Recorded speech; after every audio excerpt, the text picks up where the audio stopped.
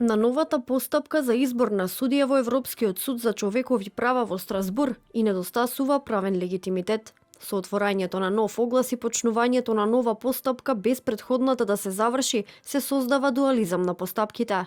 Вака обвинителката Ленче Ристоска објасни зошто се одлучила да не конкурира на вториот оглас за избор на судија, откако владата без да ги образложи причините, кажа дека тројца кандидати меѓу кои Ристоска, кои го поминаа филтерот на комисијата, не ги исполнуваат причините и се избра нова комисија, без воопшто да ја прати листата во Страсбур.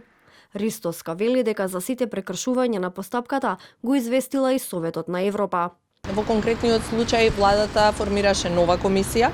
Претходната комисија беше составена од членови кои што самите институции ги назначуваа, за разлика од новата комисија, каде што владата ги именуваше директно членовите и токму истата влада кажа дека јас не ги исполнувам условите.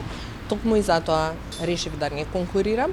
За сите прекршувања во постапката, дури и за околноста дека огласот е објавен во изборен период, го известив Советот на Европа, па за понатака останува да видиме.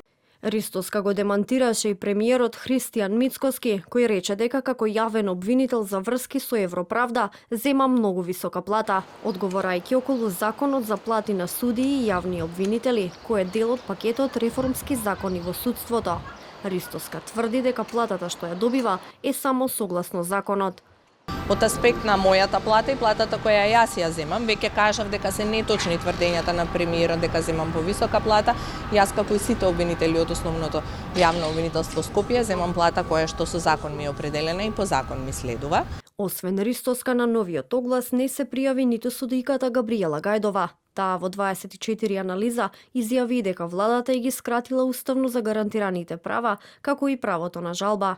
Единствениот кој од тројцата се пријави на новиот оглас е адвокатот Јордан Апостолски. На повторениот оглас за избор на судија за Европскиот суд за човекови права пријавени биле вкупно 20 кандидати, а 11 од нив меѓу кои токму и Апостолски, но и адвокатот Тони Менкиновски, судијата Олја Ристова, разрешената судијка Лидија Неделкова, Андри Димовски, Едита Наскова, кои го поминаа првиот филтер на комисијата.